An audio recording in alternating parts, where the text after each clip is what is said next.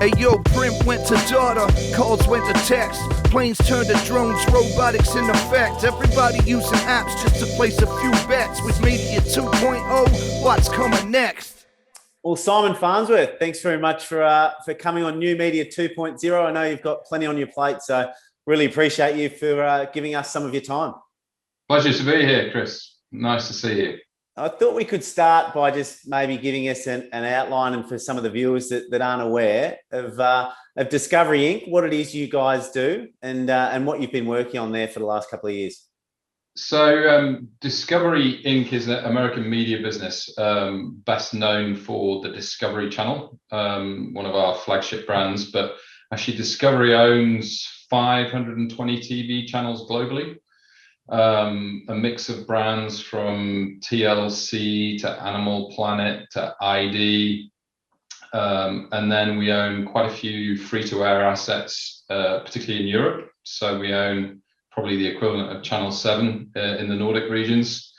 We have some free-to-air assets in the UK, Germany. We own a sports business called Eurosport. And over the past couple of years, we've really been focusing on how we kind of pivot all of that content into the streaming world. And that's only really been accelerated by the pandemic. We've seen over the past 12 months really accelerated that sort of consumer behavior. So we've launched our Discovery Plus product in about 10 markets globally. So US, UK, Nordics, India, Italy, Netherlands, Spain. And really the focus is trying to accelerate that globally. And what kind of content and offering do we need to make that successful? And you managed to get the Olympic rights for what should have been 2020, and now we think and hope it's going to be 2021. Maybe talk us through what that journey is like to be involved with, such an incredible event, firstly, but something that's no doubt caused everyone to have to remain incredibly flexible throughout the organisation. Yeah, well, I think firstly, I think humanity needs something like the Olympics right now. Because I think it's just one of these amazing events that brings together people from all walks of life every 4 years, and you develop these, what I would call kind of 4-year heroes who come from nowhere, who no one knew about, who just came from ordinary human backgrounds and have trained their backsides off to get it. And we're desperate for it to go ahead. But yeah, the last 12 months with regards to the Olympics has been interesting, to say the least. Last year, I remember being on a call in May, and we were all umming and ahhing whether it was going to be cancelled. And literally, the lorry with all our camera gear, all our studio gear, all our production gear was literally pulling out the car park. So we literally had to send a car to stop it, turn it around, and come back, because otherwise it would have been on a boat to Tokyo for 8 weeks, and then we wouldn't have seen it probably for 3 months by the time we got it turned around.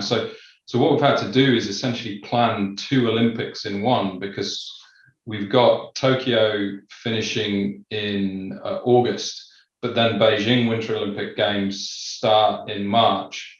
So we've literally had to plan a traveling circus that kind of goes immediately from Tokyo to Beijing, and then all of the kind of marketing and on-air plans and everything else that goes alongside of that.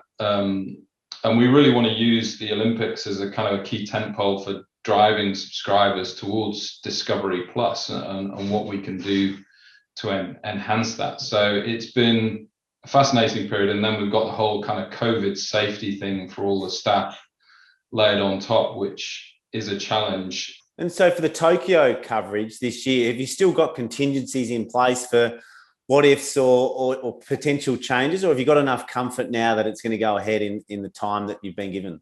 Well, we hope it goes ahead, but yeah, we've built in all kinds of contingencies and plan Bs. I think the big change for us really is we were planning to send circa, say, 600 people to cover it, but now we're only going to send 200 people purely out of a safety thing more than anything else.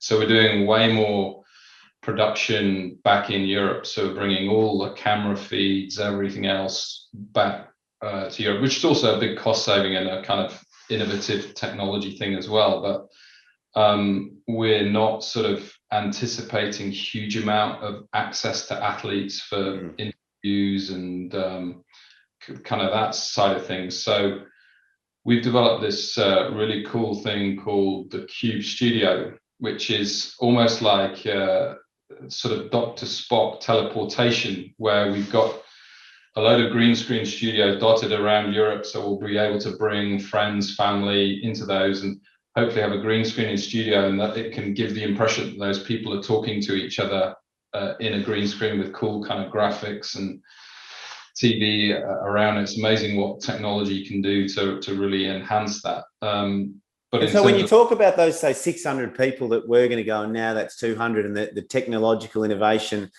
to accommodate that, do you see, once COVID normal is a thing, which we hope it will be, do you go back to sending 600 people at the next Olympics, or do you think that cost base has now changed permanently? I think it has to change permanently, Chris, to be honest, because if you look at the sports rights ecosystem, I think it's kind of steadied in terms of the inflation of sports rights, but it's still at such a cost base that you kind of got to make the economics work. And thankfully, we started our investment back in 2018 after the last Pyeongchang Winter Games, where we invested a lot of money in building out these kind of IP remote production ecosystems. So we've got kind of 2 massive data centers in Europe where all this content comes in, and then it kind of distributes out to 15 production sites all across Europe with commentary booths. And we've even developed our own kind of remote commentary app. So we could even get you commentating from Australia. We just give you an application on a laptop. We can stream the content to you. You voice it. It comes back to us. We then kind of marry the timing up. And that's a big thing for the Olympics in particular, because you've got up to, I think, 39 simultaneous events at one time. And when you're covering that in 28 languages, that's a lot of commentators that you need. And to build that kind of infrastructure just once for every 2 years, it just doesn't make economical sense. I think some traditional TV people used to be very particular about the quality of the product that went out, and every single bit of vision and audio had to be almost cinema grade. I think what people have learned, well, from my perspective anyway, is the consumer's not as fussy about the quality of the vision or the audio always, particularly if they can get access that feels real or sort of behind the scenes or vision that other people can't get. Do you think that's is that a take that you agree with? And what are the sort of things that you can't compromise, and what are some of the things that you potentially can? I think we're aiming for top quality vision and audio, because I think technology can deliver it now, and can deliver it at a price point that kind of makes sense. But I think for certain things that people are interested in, like, for example, you look at all the Olympic sports and you go, okay, canoeing doesn't get much coverage outside of the Olympics. So would a serious canoeing fan accept a degraded vision? Of course they would, because they're into it. And mountain biking may be the same, although cycling over the past 6 to 8 years has really taken off, right? Yeah. But I think we're aiming to do that. And I think one of the challenges with, say, traditional TV and something like 4K is that it's really expensive to cover and distribute, because you've got to pay for big satellite transponders, whereas actually over the internet, if you've got decent internet connectivity, you can deliver that experience. So we're doing a 4K, what we call pop-up channel for the Olympics, and we're going to distribute that on our digital product, because it's a differentiator as well. It's something different to what, say, mainstream TV can do. But I think it's a mix of both. I think if you can deliver the best quality, you'll actually aim to do that. Do you feel that you can catch up to, feel the cost base of legacy media stations, or even you see it with traditional banks as well, when you compare it to fintech in banking or some of the media businesses that started in this digital era? Their cost bases are just so different. Do you feel you can ever get your cost base down rapidly enough to really compete, or is it sort of a never-ending struggle to compete against those companies that were born, if you like, in this lower cost-based digital era? I think it's a multifaceted question in terms of the response, because it's just different, right? Because you see the fintech world and stuff, that they're prepared to go maybe 5-6 years losing money before they make a profit. Whereas the differentiator with traditional businesses is hopefully they're coming from profitability and pivoting to new distribution methods, because fintechs and stuff like that is kind of mostly software driven, really, isn't it? It's software development, so it's a different. And what they're trying to do is build that brand in those spaces, whereas legacy companies have good brands. It's whether they can make the turn, and they're going to need the kind of cash flow from traditional businesses to make that turn. So we now have a permanent transformation office at work, constantly looking at our cost base, like what can we do, and that really comes down to which areas you want to invest in and which areas you want to pull back in. Like, are we going to spend a truckload of money investing in new technology just for linear television? Probably not, is the honest answer. But is that traditional TV business really important to us? Yes, it is, because it's still generating a lot of the financials, albeit we do understand that that may have a limited road, and ultimately that road is driven by the consumer and how the consumer consumes products. What we are seeing is terrific engagement on our digital products vis-a-vis traditional products. I mean, the amount of time that people spend in them is very different. And actually, for us, traditionally, we've been in the pay TV space, so we've been limited, say, by the amount of subscribers that Foxtel have, or the amount of subscribers that Sky has, whereas we see a massive opportunity. I think there was something yesterday that said is there now over 20 billion connected devices globally, whereas if pay TV ecosystem, you were maybe at the billion mark, you can go, whoa, there's a huge opportunity to engage with those people that maybe hadn't traditionally engaged with our content. And what more can we do to service those people, and how do we get to those people? And a JV with Snapchat for the Olympics is something I don't think would have been done before. Maybe talk to me about what that partnership looks like, and how those sort of deals will continue to evolve as media companies look to innovate and grow their audience. In simplicity, it's almost about audience segmentation, because traditional pay TV subscribers, you might be kind of 40 plus, whereas Snap has a much younger audience. And we took a strong obligation with the IOC to try and engage every audience.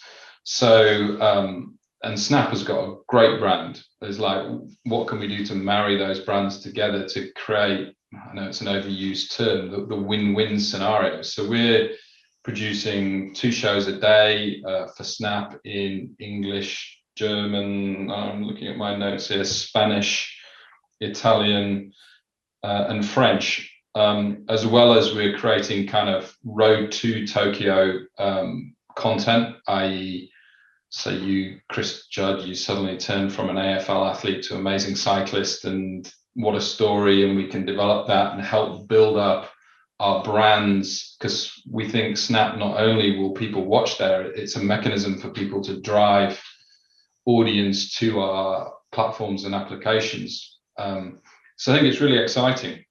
And yes, it might not have been done 4 years ago. Well, I know that it wasn't done 4 years ago because this is our first Summer Games. But for example, in Beijing, we engaged with Facebook as well. Who would have thought that?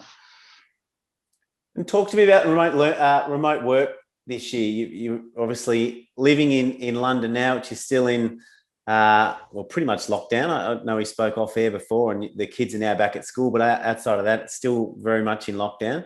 How have you managed a really sizable workforce? I think there's a couple of thousand employees under your watch. How have you managed to stay in touch with that remote workforce? What have been some of the challenges and some of the learnings from the last 12 months? Crikey, it's been a real challenge. First thing was kind of like, is everyone safe, right? And a lot of our facilities are what we call big kind of tech anchored, where you got a big studio that needs strong permanent connectivity or stuff like that. How do we keep the people still going in safe? And we've managed to do that successfully. I think everybody has stayed safe. Yes, we have had instances of COVID like everyone else. We've had to work really, really hard at communication and making sure that we're talking to our employees all the time. So, for example, when the lockdown first happened, our CEO maybe did a global town hall once a quarter. We were doing them every week, right? This is what the company's doing. We got, for example, the chairman of Goldman Sachs to come and talk to us, say, right, what are they doing? We got the chairman of IMAX Cinemas. Okay, that was a completely disrupted business. What can we do and learn from other businesses? We were lucky in terms of our IT infrastructure that almost every employee had a laptop, so we could say, right, everyone had a VPN, right, just go home. We've worked and invested really hard in mental health and mental health awareness and mental health training, because a lot of people have struggled. And we've, interestingly, when you look at the people who struggled, it's been a lot of the younger folks who are maybe in kind of flat share type arrangements, or who young single parents who lived in inner city accommodation with 2 kids and both working. And so we've worked really hard to accommodate all of that and invest in that to keep our business safe. But we've also learned a lot that the business can survive. Looking out in the workforce in 10, 15, 20 years time, with the growth of AI and some of the new technologies that are around, which are going to eradicate so many of the current day jobs we see today, are you in the school of thought that it'll be the same as the IT revolution, where computers came along and people who typed for a living were moved on and various other jobs, but plenty of new jobs were created? Or do you think there will be a difference to AI, and we are going to see a great reduction in jobs compared to what our economy has been used to? I think if you look back in history through the Industrial Revolution through to the IT revolution, never underestimate humans and their ingenuity to find a way. I just think jobs are going to change. I don't think huge amounts of jobs will fall off, and I think you're already seeing humans find a way. Like, for example, in certain countries, they're trialing kind of 4-day weeks to deal with that, but they get paid the same amount of money, and you kind of go, wow, that's a pretty cool lifestyle, right? That would be great. But I think AI and ML has an amazing future in terms of what I was just reading this morning, that the chief executive of Amazon Studios is talking about this thing called T-commerce, where they're using AI and ML to image recognition. So we're looking at you now and you've got that bike in behind you, is something could pop up and say, they've spotted that bike, do you want to buy that bike? So I think, and that will generate jobs, because you're going to need more bikes. There's already a global shortage of bikes in the world. By the way, I tried to buy my son buy one. But I think humans will find a way. And if you look at the history of our own countries, and when I was in Australia 4 years ago, there was a lot of chat about the General Motors plant, which is down in South Australia, that was going to move to China, I think. Huge furore about jobs and where would those jobs go, but people have found jobs, right?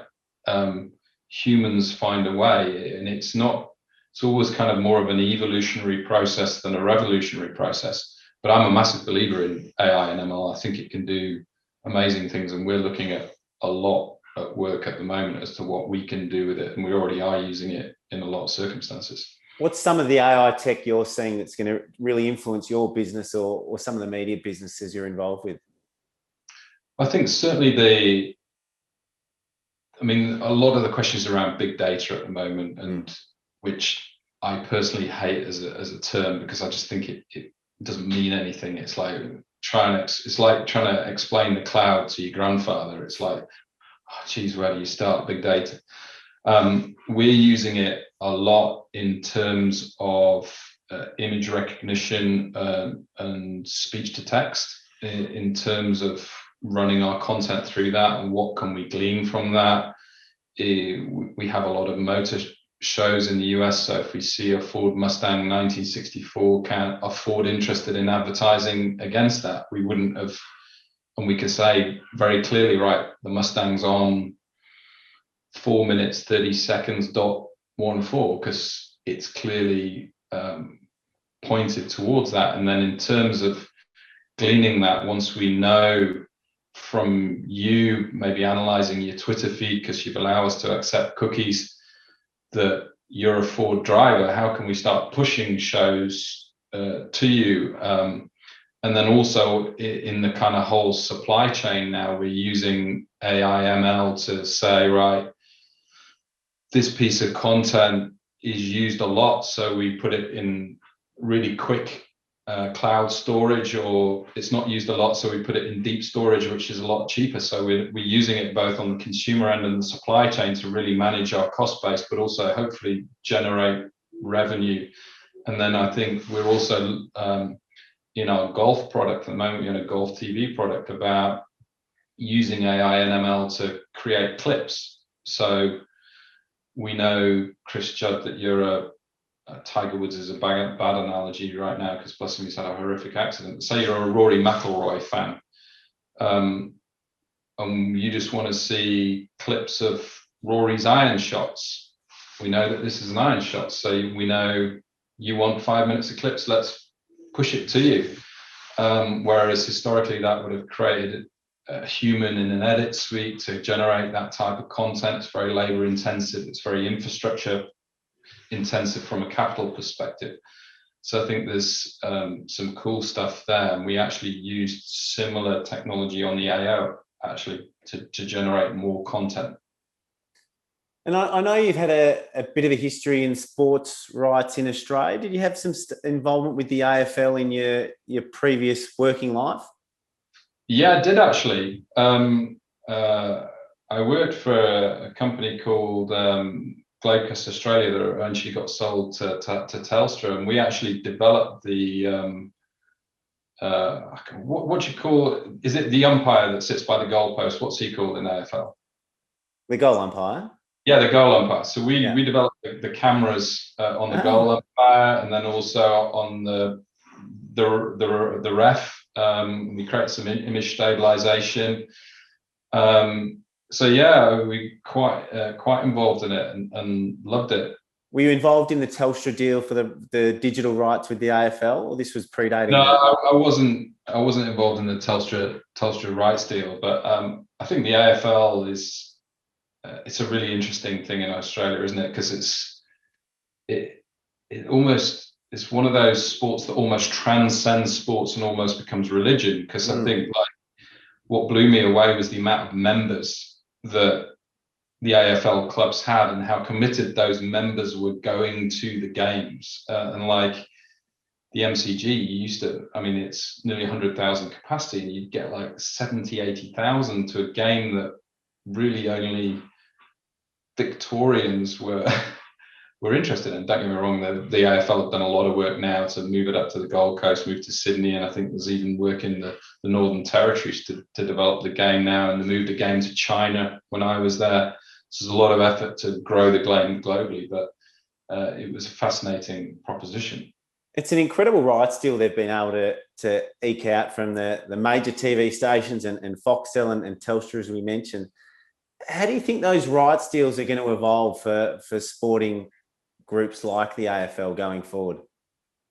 I think it's really interesting what's going on in the global rights space at the moment, and not just, and I'm not being disparaging to AFL, but a lot of rights owners now are looking for longer term deals, where historically you maybe had your 3-year deals where you got 40-50% inflation rights term on rights term.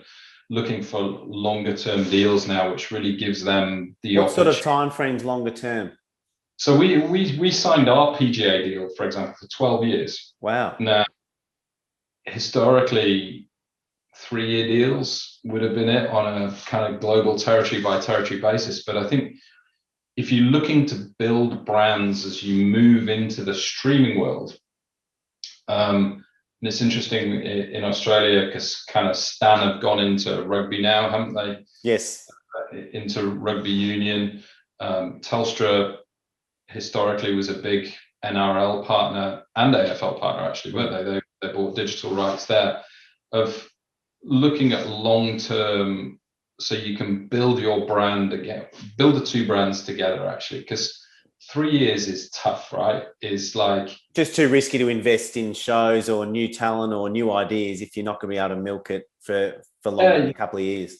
You need to be able to build that brand over a long term, and like kind of historically you do your rights deal maybe 2 years out before you start, but you're not going to know the real performance of that until you say you go through a season and you tweak your coverage or you tweak your marketing plans, then you implement in the second year, and then you kind of like, oh god, we've spent a truckload of money in 2 years and now we're already in renewal talks and they want 50% more than they had. That's hard. Like, it's hard. I mean, there's a reason why, say, Sky in the UK took them 12 years to become profitable, and it was one of the things that was attractive to us about the Olympics, is because we had the Olympics over a span of 8 years. So it allowed us to build that brand over a long period of time. And some of the cycling deals that we've recently done are longer term deals, which allows us to invest properly in the sport, because what we all must be conscious of is, when you're looking at investing in sport, you have to ensure that some of that money's flowing through to the grassroots, because you need the next generation of Chris Judds or the next generation of Bradley Wiggins or the next generation of Steve Smiths coming through. And that needs investment to keep the levels of performance at the same, or get better and better. Because if you're not investing, not promoting sports to that wider audience, it's tough. And I think particularly as in the digital age, is pay TV historically was kind of aimed at wealthy individuals. Because I mean, I can't remember what my Foxtel subscription was, and it was like $100 a month, I think. And that was 5 years ago.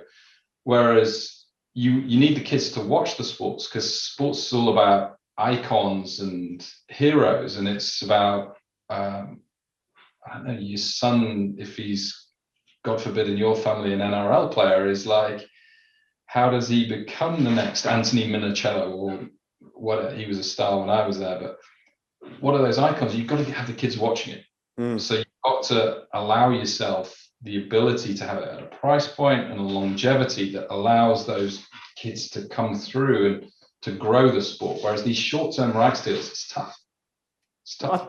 I think a lot of sporting bodies at the minute around the globe too are wrestling with the idea of becoming vertically integrated themselves and becoming sporting bodies and media organisations and doing lots of different things. And then you look over in the States in particular, some of the sporting bodies and clubs over there, they outsource everything from merchandise to media.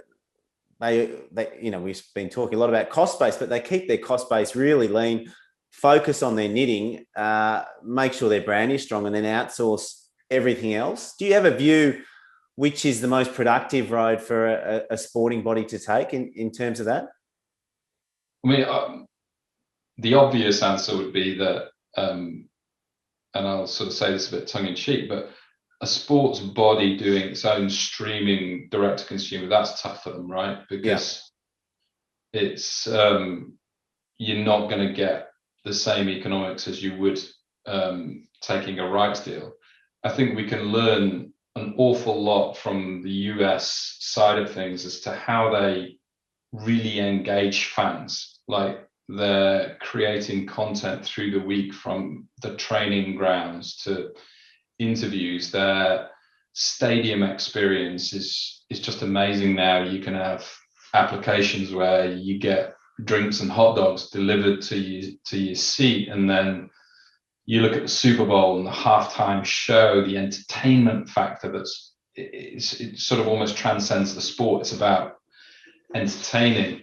So I think we can learn a lot from that in terms of like properties like the AFL. That fan base is like gold, right? how do you kind of really milk that fan base and ensure that those organizations or consumers are engaged the whole time? So were you, I'm going to offend you now, were you a Collingwood guy or a Richmond guy? You played in Perth, didn't you? I played for West Coast, then I played for Carlton. Yeah. Carlton, that was it. Carlton the Tigers. There you go. No, Carlton Blues. The Carlton Blues. Carlton Blues. So Richmond Tigers. Really am offending you now. I follow Collingwood a little bit, and they do a lot through the week of ancillary content and stuff like that, of engaging. But in terms of merchandising and things like that, should Carlton become a manufacturing of merchandise? I'd say that seems a bit crazy, really. Like, it's stick to your knitting, build great teams, great organizations, engage the fans as much as you can. I think there's a lot to be said for that. There's a bit of noise that, sports is really losing a couple of its fan bases, if you like. There's a view that young men aren't watching or participating in sport nearly as much as they were, as they're attracted more and more to video games and esports. And then perhaps some of the older generation that, lived in a less politically correct world and really wanted sport to be an escape from a lot of the political correctness they're dealing with in their everyday work life, are starting to be turned off by the political views that many sporting bodies take. Do you think that's overblown, or do you think there is the potential that in 20 or 30 years, traditional sports don't play nearly as big a role as they have in, for many people over the last couple of generations? Oh, what a question. Firstly, politically, I'm not well versed enough in politics to really understand, but I know there's been a lot of politics in the US, particularly, say, with BLM and Colin Kaepernick, I think it was the guy that... Kaepernick, yeah. Him, which had a profound effect on society as a whole. And you kind of go, well, if sports wasn't there, would these issues be raised within society? And like racism as a whole, which is just awful, and all of us should be anti-racist. I remember when I was in Australia, there was some racism around the Aboriginal AFL players. I can't remember what the guy's name was. Adam Goods, I think it would have been. Yeah, exactly. That's the guy. Did he play for Sydney? He was at Swans, yeah. Sydney Swans. And that brought that out in society. So you kind of go, well, sport has such a powerful place within society to bring out issues because everybody's very passionate about it. I think, interestingly, when probably you and I grew up, the bulk of the sports was on free-to-air television. Like cricket was on Channel 9, AFL was on Channel 7. So it was free. So people would spend more time. And then the pay TV businesses came along, really driven by Mr. Murdoch, who realized that, okay, I can make a large amount of money by this. If I buy this and charge a subscription, people will still pay. But then has that subscription become too expensive? And is the streaming world, I mean, I look at our own streaming product and say it's $7.99 a month compared to what it was. You go, wow, that theory, we should generate more viewers and more eyeballs. So there's an onus on us all as sports fans and sports broadcasters to try and attract those fans. I don't think sports ever going to go away. And I think there's a lot of onus on sports governing bodies to invest in that grassroots, to get kids playing sport. And I think the health benefits of sport have to come out and play an enormous role, because you have to say that playing sport vis-a-vis video gaming is much healthier, but can the two live harmoniously? Maybe they can. Like, maybe you can use gaming as a way to promote sports and health benefits, because we're gonna, I mean, if anything, the last 12 months has taught us is that we're going to need to focus on our health in the future. I mean, the pandemic has just put the mockers on everyone. I would suspect every government in the world will be investing more in healthcare in the next 24 months than they did, say, 2 years ago. Could you ever see a world where, I just have this view where there'll be hybrid games of athletes competing against almost machines. I mean, it's clearly not for a long time down in the future, but could you see emerging between the two worlds, the sort of electronic digital world and traditional sports? Are you seeing any sort of fusion products that you see could be interesting in 10 to 20 years' time? Well, I think it's already happening, right? Isn't it? If you look at Formula One, you've seen Lewis Hamilton race against the top digital racer on an Xbox or even in a simulated game. So I think some of it's already happening. I think you could see it in golf, for example, in those virtual golf simulators. Some of the golfers have had a go. So I think, again, why not? I think it would be fascinating and a great way to engage consumers if that's what consumers want. And at the end of the day, we will be led by the consumer. Yeah. Yep. Well, I'll let you go. I wish you a lot of luck with the Olympics coming up. I think you're very right when you say the world needs it, because it's been a really tough 12 months for, at a small level, people in Australia. What people in Europe have gone through, in America has just been unprecedented, which was the word of the year. But sounds like it's turning a bit of a corner over there, and can't wait to tune in and watch the Olympics later on this year. Good luck with it all. Thanks, Chris. If you're enjoying New Media 2.0, make sure you subscribe to Chris Judd Invest.